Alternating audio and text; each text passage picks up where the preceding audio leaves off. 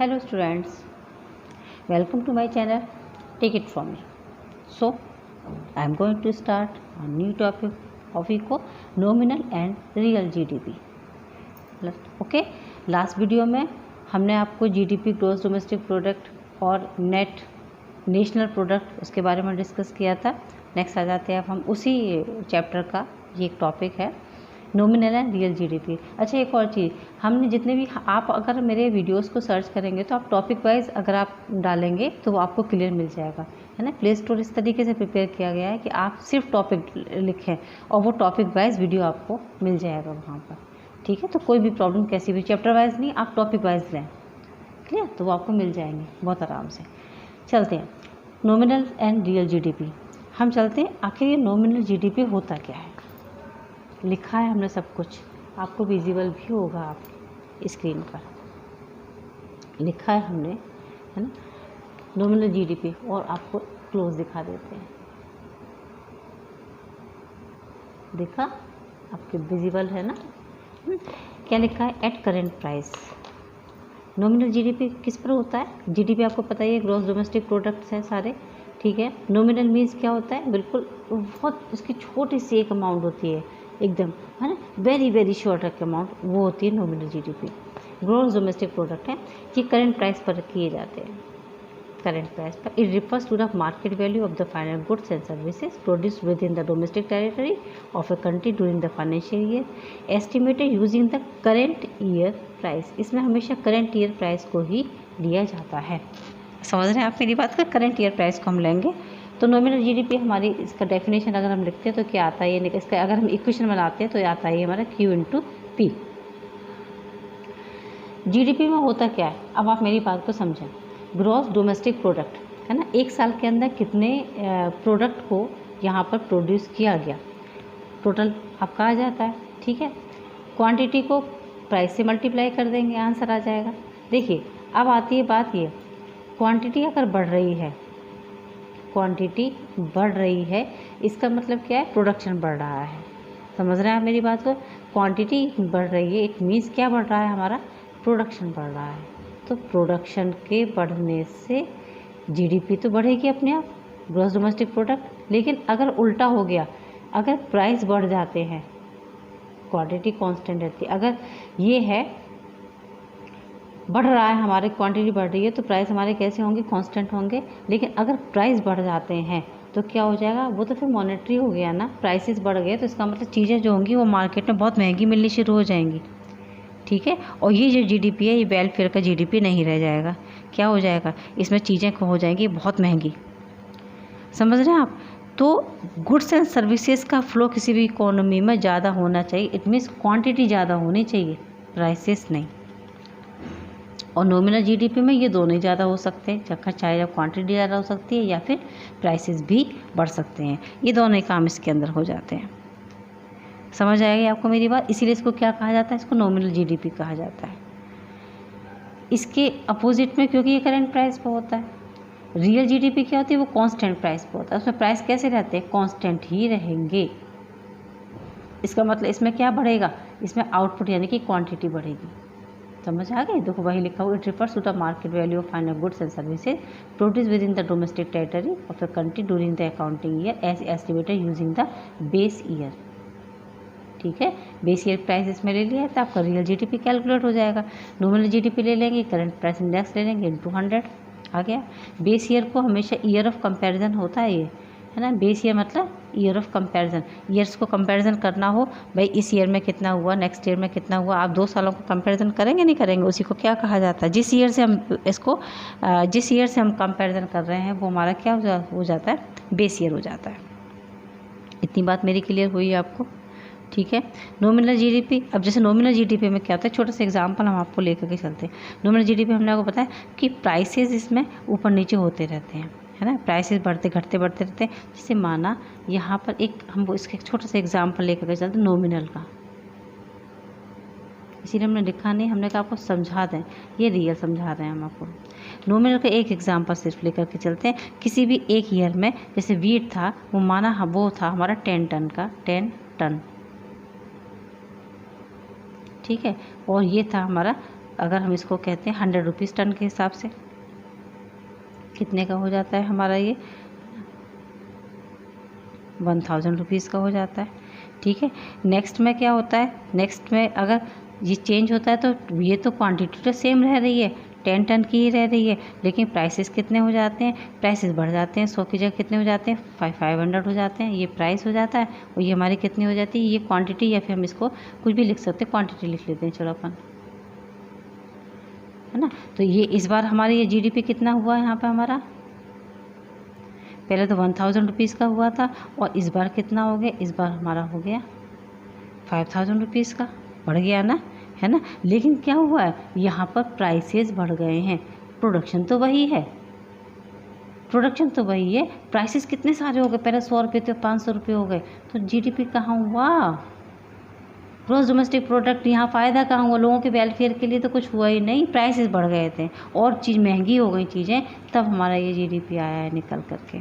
तो ऐसे जीडीपी से क्या फ़ायदा, ये तो मनी इल्यूजन हो गया, है ना, चीज़ों की कीमतें यहाँ पर बढ़ गई, इसका कोई फ़ायदा नहीं है, बहुत फ़ायदा बहुत ज़रा सा नॉमिनल, इसीलिए नॉमिनल कहा जाता है। रियल में क्या होना चाहिए एक्चुअल में, रियल जीडीपी में, जैसे माना ये सेम टू सेम हम एग्जांपल लेकर के चलते हैं, जैसे माना 10 टन का था तो ये 100 रुपीज़ के हिसाब से 1000 का हो गया, है ना। नेक्स्ट में जब हम चलते हैं यहाँ पे नेक्स्ट में, तो यहाँ पर ये कहते हैं प्राइसेस सेम रहने चाहिए, प्राइसेस तो 10 टन के ही हैं और ये जो हमारा प्रोडक्शन था, सॉरी ये हम क्या पर लिख रहे हैं, ये क्वांटिटी लिख रहे हैं, क्वांटिटी हमारे यहाँ पर 10 की जगह अब कितनी हो जाएगी, ये हमारी क्वांटिटी जैसे 10 की जगह माना हो गई हमारी 40, है ना, प्राइसेस वही है 100, तो हमारा ये कितने का हो गया 4000 रुपीज़ का। ये है रियल जीडीपी।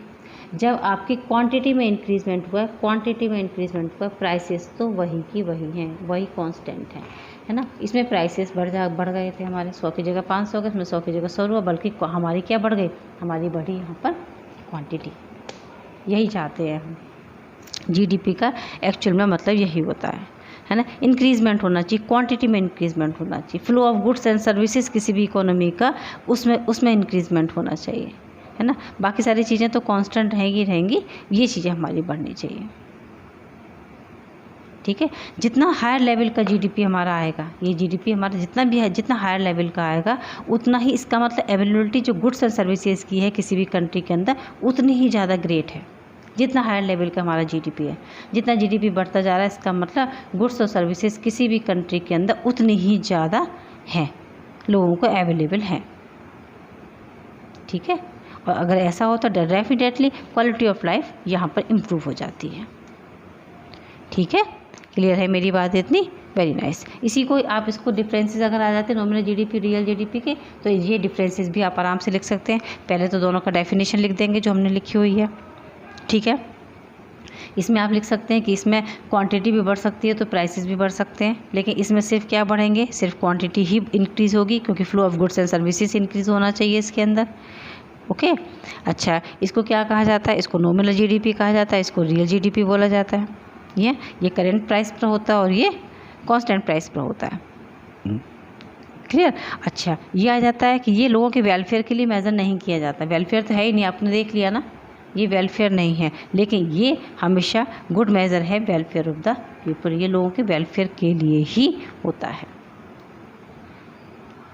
ठीक है, I think this is clear. Now next आपका टॉपिक आ जाता है आपका, क्या हम कन्वर्जन कर सकते हैं, क्या conversion of nominal GDP into real GDP. हाँ भाई, आराम से हो जाएगा, एक फॉर्मूला है, बाकी का नहीं हम ऐसे स्पेशल कुछ बताते, चेंज हो सकता है, बिल्कुल आराम से चेंज हो सकता है, कोई प्रॉब्लम नहीं है। Nominal GDP simple upon price index into 100, आपका रियल जीडीपी कैलकुलेट हो जाएगा। ठीक है, अगर रियल जीडीपी आपको कैलकुलेट करना है तो nominal GDP upon price index into 100 आप ले लेंगे, और अगर नॉमिनल जीडीपी आपको कैलकुलेट करना है तो रियल जीडीपी इनटू 100 इनटू और प्राइस इंडेक्स अपॉन 100 करते हैं ना, आपका ये कन्वर्जन तैयार हो जाएगा। ठीक है ना, प्राइस इंडेक्स के थ्रू हम इसको आराम से चेंज कर सकते हैं, कोई प्रॉब्लम नहीं किसी भी तरीके की। ठीक है। इसका आप क्वेश्चन आ जाते हैं, आपके न्यूमेरिकल आता है नॉमिनल जीडीपी को रियल जीडीपी में कन्वर्जन करने के लिए, या फिर रियल को नॉमिनल में करने के लिए ये आ जाते हैं। तो ये फॉर्मूले हमने आपको दोनों दे दिए, आप इसके बेसिस पे बहुत इजीली छोटे छोटे फॉर्मूले 2 मार्क्स में क्वेश्चन आते हैं, आप कर सकते हैं, है ना। चलते हैं आगे। ये आ जाता है एक और जीडीपी डिफ्लेटर क्या होता है। जीडीपी डिफ्लेटर या प्राइस इंडेक्स एक ही बात होती है। ये रेशियो होता है, समझ लीजिए एक तरीके से, है ना। हमने लिखा है it measure the average level of the prices of all goods and services produce in the economy during an accounting year. ये एवरेज होता है, एवरेज, है ना। तो रियल जीडीपी का ये जीडीपी डिफ्लेटर नॉमिनल जीडीपी ले लो और upon real GDP into 100। Nominal को हमने ऊपर क्यों लिया, क्योंकि ये हमेशा कम रहेगा, ये ज़्यादा रहेगा। Nominal GDP upon real GDP into 100, तो ये इसका एवरेज निकल करके यहाँ पर कैलकुलेट हो जाएगा, बस। That is called GDP deflator. Clear है इतनी बात। जीडीपी डिफ्लेटर भी पेपर में आता है, जीडीपी डिफ्लेटर प्राइस इंडेक्स के नाम से भी पेपर में आता है। आप इतना ही करें बस, बहुत है इसके इतना आपके लिए। इतने जीडीपी की बातें समझ में आ रही होंगी आपको आराम से, ठीक है ना। अच्छा, ये इतना, ये वाली ये एक पॉइंट ये क्लियर है ना कि कोई भी नॉमिनल जीडीपी है उसको हमें रियल जीडीपी में अगर कन्वर्ट करना है तो नॉमिनल जीडीपी को 100 से मल्टीप्लाई कर लो, और प्राइस इंडेक्स जो प्राइसेस होंगे हमारे, है ना, उससे आप डिवाइड कर देंगे तो आपका रियल जीडीपी कैलकुलेट हो जाएगा। क्योंकि रियल में क्या होता है, रियल में तो प्राइस कांस्टेंट रहता है, ठीक है ना, वहाँ क्वांटिटी घटती बढ़ती रहती है। और नॉमिनल जीडीपी अगर कैलकुलेट करना है तो रियल जीडीपी ले लो इंटू प्राइस इंडेक्स अपॉन 100 कर लेना। चलते हैं हम उसके लास्ट टॉपिक पर, जीडीपी एंड वेलफेयर। अब ये जीडीपी हम कैलकुलेट करते हैं क्यों? डेफिनेटली जीडीपी कंसीडर किया जाता है ना, लोगों के वेलफेयर के लिए। इंडेक्स है लोगों के वेलफेयर का, इंडेक्स समझते हैं ना, है ना। इंडेक्स मतलब समझ लीजिए एक आउटलाइन होती है कि कितना लोगों का कल्याण हो रहा है, इस बात को देखने के लिए कि कितनी गुड्स एंड सर्विसेज किसी भी इकोनॉमी के अंदर लोगों के लिए अवेलेबल हैं भी या फिर नहीं है। अगर जीडीपी बढ़ रहा है, अभी बताए वाली बात, अगर जीडीपी इंक्रीज़ हो रहा है इसका मतलब लेवल ऑफ आउटपुट भी बढ़ रहा है, ठीक है। लोगों के पास का मतलब गुड्स एंड सर्विसेज प्रॉपर आराम से लोगों को अवेलेबल है, ठीक है। अगर ये सब हो रहा है तो इसका मतलब लोगों का वेलफेयर हो रहा है, लोगों का वेलफेयर हो रहा है। अच्छा, लोगों का वेलफेयर हो रहा है तो लोगों के पास का मतलब इनकम ज़्यादा हो रही है, इनकम ज़्यादा हो रही है तो लोग इन्वेस्ट करेंगे प्रोडक्शन बढ़ेगा हमारा, ठीक है। इसका मतलब ये एक तरीके का एक साइकिल जैसा घूम जाता है ना, साइकिल घूमता है। अच्छा, इसी साइकिल को अभी हम एक बार समझा दें यहाँ पर कि क्या होता है। देखो, सबसे पहले क्या होता है, जैसे हमने बढ़ाया, हमने कहा आपको जीडीपी बढ़ गया, हमारा जीडीपी इंक्रीज हुआ, राइज हो रहा है, ये हो गया, जीडीपी राइज हुआ। अगर जीडीपी राइज हो रहा है तो क्या होगा, इसका मतलब प्रोडक्शन बढ़ रहा है ना हमारा, है ना, राइज इन प्रोडक्शन हो रहा है ना। जब राइज इन प्रोडक्शन हो रहा है इसका मतलब प्रोडक्शन में क्या एक अकेला आदमी कर लेगा क्या, एम्प्लॉयमेंट बढ़ेगा, राइज इन एम्प्लॉयमेंट,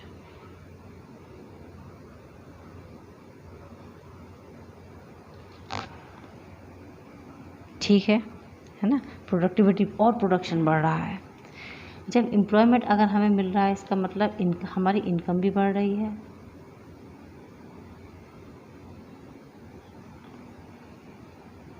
जब हमारे पास इनकम है इसका मतलब हमारे पास पैसा ज़्यादा बहुत अच्छा आ रहा है, तो इसका मतलब हम मार्केट में जाकर डिमांड भी करेंगे चीज़ों की, हम चीज़ें खरीदने भी ज़्यादा जाना चाहते होंगे, तो राइज इन, हम डिमांड भी ज़्यादा कर रहे होंगे, होगी ना, डिमांड हो गई, ठीक है। अब डिमांड हो रही है और ज़्यादा इनकम भी हो रही है, डिमांड भी हो रही है, तो हम बिल्कुल ऑब्वियस बात है कि हम इन्वेस्ट भी करना चाहेंगे, है ना। तो इंड्यूसमेंट टू इन्वेस्टमेंट,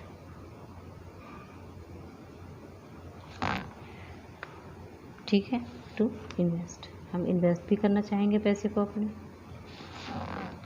अगर हमने इन्वेस्टमेंट कर दिया तो इसका मतलब इन्वेस्टमेंट हायर लेवल का होगा, ठीक है, हायर लेवल का इन्वेस्टमेंट होना स्टार्ट हो जाएगा। इन्वेस्टमेंट मतलब इन्वेस्टमेंट, इंक्रीज इन इन्वेस्टमेंट हम लिख सकते हैं इसको।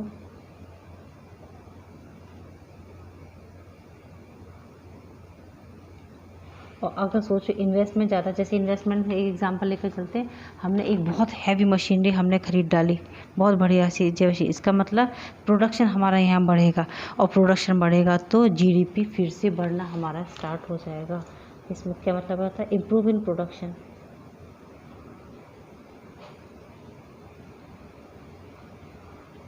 ठीक है, तो इट कॉज क्या हो रहा होगा, हमारी जीडीपी भी बढ़ रही होगी। जीडीपी है क्या, ग्रॉस डोमेस्टिक प्रोडक्ट ना। एक कंट्री के अंदर एक साल के अंदर जितने भी डोमेस्टिक सर्विसेज या फिर गुड्स प्रोडक्ट हुई हैं, उसी को हम तो जीडीपी कहते हैं ना। तो इंक्रीज इन प्रोडक्शन, इस तरीके से जीडीपी इसके बाद क्या आ जाएगा, इम्प्रूव इन प्रोडक्शन के बाद क्या आ जाएगा, सिर्फ जीडीपी राइज हो जाएगा, नहीं हो जाएगा, बस फिर से ये यहाँ से शुरू हो जाएगा यहाँ तक आना।